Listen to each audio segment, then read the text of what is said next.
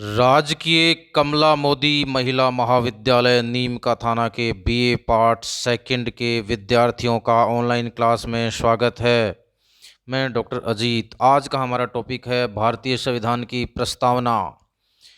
प्रस्तावना को उद्देशिका भी कहते हैं। भारतीय संविधान की जो ये प्रस्तावना है, ये पंडित जवाहरलाल नेहरू ने जो उद्देश्य प्रस्ताव पेश किया था उसी पर आधारित है। प्रस्तावना को सबसे पहले अमेरिकी संविधान में शामिल किया गया था। इसके बाद धीरे धीरे कई देशों ने इसको अपनाया है। संविधान विशेषज्ञ ननी पालकीवाला ने संविधान की प्रस्तावना को संविधान का परिचय पत्र भी कहा है। अब हम जो भारत की संविधान की जो प्रस्तावना है उसको एक बार उल्लेखित कर लेते हैं। यह है, हम भारत के लोग भारत को एक संपूर्ण प्रभुत्व संपन्न बनाने, समाजवादी पंथ निरपेक्ष लोकतंत्रात्मक गणराज्य बनाने के लिए तथा उसके समस्त नागरिकों को सामाजिक आर्थिक राजनीतिक न्याय, विचार अभिव्यक्ति, विश्वास, धर्म और उपासना की स्वतंत्रता, प्रतिष्ठा और अवसर की क्षमता प्राप्त करने के लिए तथा उन सब में व्यक्ति की गरिमा और राष्ट्र की एकता और अखंडता सुनिश्चित करने वाली बंधुता बढ़ाने के लिए दृढ़ संकल्प होकर अपनी इस संविधान सभा में आज तारीख 26 नवंबर 1949 ईस्वी को एतद द्वारा इस संविधान को अंगीकृत, अधिनियमित और आत्मार्पित करते हैं। तो इस तरीके से ये भारतीय संविधान की प्रस्तावना जो है इस प्रकार से है। अब हम इस प्रस्तावना के घटक देख लेते हैं। इसमें 4 घटक बेसिकली माने जाते हैं। पहला जो घटक है इसमें वो है, यह इस बात की ओर संकेत करती है कि संविधान के अधिकार का स्रोत भारत के लोग हैं, यानी भारत की जनता है।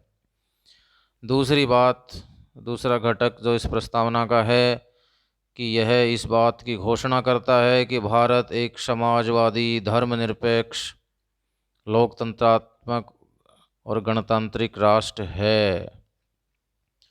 तीसरी चीज़ है कि ये सभी नागरिकों के लिए न्याय, स्वतंत्रता, समानता को सुरक्षित करता है तथा राष्ट्र की एकता और अखंडता को बनाए रखने के लिए भाईचारे को बढ़ावा देता है। और चौथी बात, इसमें उस तारीख यानी 26 नवंबर 1949 का उल्लेख है जिस दिन संविधान को अपनाया गया था। अब संविधान की जो प्रस्तावना है उसमें जो अलग अलग शब्द हैं, मूल शब्द, उनको एक एक करके हम व्याख्यायित करेंगे। पहला शब्द यहाँ संप्रभुता है, इंग्लिश में जिसको सॉवरेंटी कहते हैं। प्रस्तावना जो है ये दावा करती है कि भारत एक संप्रभु देश है। संप्रभुता शब्द का अर्थ है कि भारत किसी भी विदेशी और आंतरिक शक्ति के नियंत्रण से पूर्णतया मुक्त है, यानी भारत अपने आंतरिक मामलों में सर्वोच्च है और बाह्य मामलों में स्वतंत्र है, वो किसी बाहरी सत्ता के अधीन नहीं है। भारत की विधायिका को संविधान द्वारा तय की गई कुछ सीमाओं के विषय में देश में कानून बनाने का अधिकार है। नेक्स्ट शब्द जो है वो समाजवादी शब्द है। समाजवादी शब्द संविधान के 42वें संविधान संशोधन के द्वारा 1976 में जोड़ा गया था। समाजवाद का अर्थ है समाजवाद की प्राप्ति लोकतांत्रिक तरीकों से होती है। भारत ने लोकतांत्रिक समाजवाद को अपनाया है। लोकतांत्रिक समाजवाद एक मिश्रित अर्थव्यवस्था में विश्वास रखती है, जहां निजी और सार्वजनिक दोनों क्षेत्र कंधे से कंधा मिलाकर सफ़र तय करते हैं।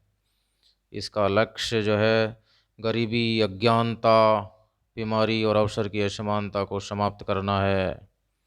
तो यहाँ समाजवाद का अर्थ जो है, एक तो जो मिश्रित अर्थव्यवस्था है उसको अपनाने से है, जिसमें निजी और सार्वजनिक दोनों क्षेत्रों का सह अस्तित्व होगा, और साथ के साथ जो है यहाँ ये कोशिश की जाएगी कि इसके अंतर्गत कि गरीबी, अज्ञानता, बीमारी और अवसर की असमानता खत्म हो जाए।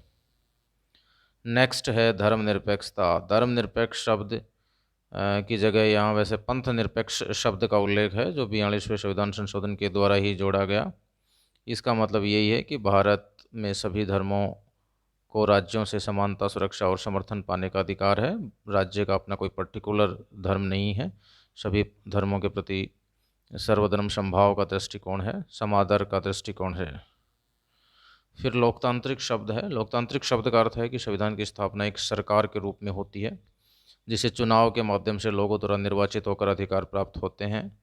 प्रस्तावना इस बात की पुष्टि करती है कि भारत एक लोकतांत्रिक देश है, जिसका अर्थ है कि सर्वोच्च सत्ता लोगों के हाथ में है, यानी जनता के हाथ में है।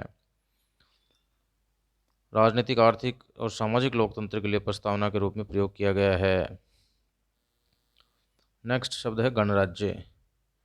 गणतंत्र या गणराज्य में राज्य का जो प्रमुख होता है वो प्रत्यक्ष या परोक्ष रूप से लोगों द्वारा चुना जाता है। भारत के राष्ट्रपति को लोगों द्वारा परोक्ष रूप से चुना जाता है, जिसका अर्थ संसद और राज्य विधानसभाओं में अपने प्रतिनिधियों के माध्यम से है। इसके अलावा एक गणतंत्र में राजनीतिक संप्रभुता एक राजा के बजाय लोगों के हाथों में निहित होती है। फिर है न्याय। प्रस्तावना में न्याय शब्द को 3 अलग अलग अर्थों में समाविष्ट किया गया है: सामाजिक, आर्थिक और राजनीतिक, जिन्हें मौलिक और नीति निर्देशक सिद्धांतों के विभिन्न प्रावधानों के माध्यम से भी हासिल किया गया है। प्रस्तावना में सामाजिक न्याय का अर्थ है संविधान द्वारा बराबर सामाजिक स्थिति के आधार पर एक या अधिक न्यायसंगत समाज बनाने से है। एक अधिक न्यायसंगत समाज बनाने से है। आर्थिक न्याय का अर्थ है कि समाज के अलग अलग सदस्यों के बीच संपत्ति के समान वितरण से है, जिसमें संपत्ति कुछ हाथों में केंद्रित नहीं हो सके। और राजनीतिक न्याय का सीधा सा अर्थ है कि सभी नागरिकों को राजनीतिक भागीदारी में बराबरी के अधिकार से है। भारतीय संविधान प्रत्येक वोट के लिए सार्वभौमिक वयस्क मताधिकार और समान मूल्य प्रदान करता है। सार्वभौमिक वयस्क मताधिकार का मतलब होता है कि एक निश्चित आयु प्राप्त करने के बाद सभी लोगों को बिना किसी कृत्रिम विभेद के और मत देने का अधिकार होता है। जैसे भारत में वो आयु जो है वो 18 वर्ष है, पहले 21 वर्ष हुआ करती थी, लेकिन 61वें संविधान संशोधन के द्वारा 21 वर्ष से इसे घटाकर 18 वर्ष कर दिया गया है। नेक्स्ट स्वतंत्रता। स्वतंत्रता का तात्पर्य है कि एक व्यक्ति जो मजबूरी के अभाव या गतिविधियों के वर्चस्व के कारण तानाशाही, गुलामी, चाकरी, कारावास, तानाशाही आदि से मुक्त या स्वतंत्र कराना है उसे। नेक्स्ट समानता से है। समानता का अभिप्राय है कि समाज के किसी भी वर्ग के खिलाफ विशेषाधिकार या भेदभाव को समाप्त करने से है। संविधान की प्रस्तावना देश के सभी लोगों के लिए स्थिति और अवसरों की समानता प्रदान करती है। तो यहाँ अवसरों की समानता से समानता का तात्पर्य लिया जा सकता है। नेक्स्ट जो है वो भाईचारा है। भाईचारे का अर्थ बंधुत्व की भावना से है। संविधान की प्रस्तावना व्यक्ति और राष्ट्र की एकता और अखंडता की गरिमा को बनाए रखने के लिए लोगों के बीच में भाईचारे को बढ़ावा देती है। जहाँ तक प्रस्तावना में संशोधन की बात है, यह एक बार संशोधन हुआ है 42वें संशोधन 1976 में, और जिसमें 3 शब्द जोड़े गए थे। ये विद्यार्थियों आपको ध्यान रखना है: समाजवाद, पंथ निरपेक्षता और अखंडता। सुप्रीम कोर्ट ने इसकी क्या एक्सप्लेनेशन, व्याख्या दी है, वो थोड़ा देख लेते हैं। देखिए, संविधान में प्रस्तावना को तब जोड़ा गया था जब बाकी संविधान पहले से ही लागू हो गया था। हम सबको पता है हमारा संविधान 26 नवंबर 1949 को ही बन गया था, और उसके कुछ प्रावधान 26 नवंबर 1949 को लागू भी कर दिए गए थे। लेकिन 26 जनवरी 1950 से ये पूर्ण रूप से लागू हो गया था। लेकिन प्रस्तावना जो है, प्रस्तावना में जो है एक बार संशोधन हुआ है 1976 में। बेरोबारी यूनियन के मामले में 1960 में सुप्रीम कोर्ट ने यह कहा था कि प्रस्तावना संविधान का हिस्सा नहीं है। हालांकि ये स्वीकार किया गया कि यदि संविधान के किसी भी अनुच्छेद में एक शब्द अस्पष्ट है या उसके एक से अधिक अर्थ होते हैं तो प्रस्तावना को एक मार्गदर्शक सिद्धांत के रूप में इस्तेमाल किया जा सकता है। तो एक केस था बेरोबारी यूनियन का जो 1960 में हुआ था। उसमें सुप्रीम कोर्ट ने ये माना कि प्रस्तावना संविधान का हिस्सा नहीं है।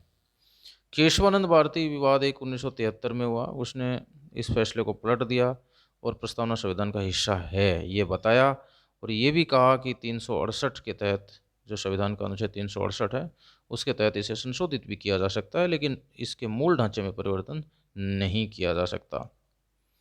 तो इस तरीके से जो है सुप्रीम कोर्ट ने साफ साफ तौर पे कहा कि प्रस्तावना संविधान का एक हिस्सा है। धन्यवाद।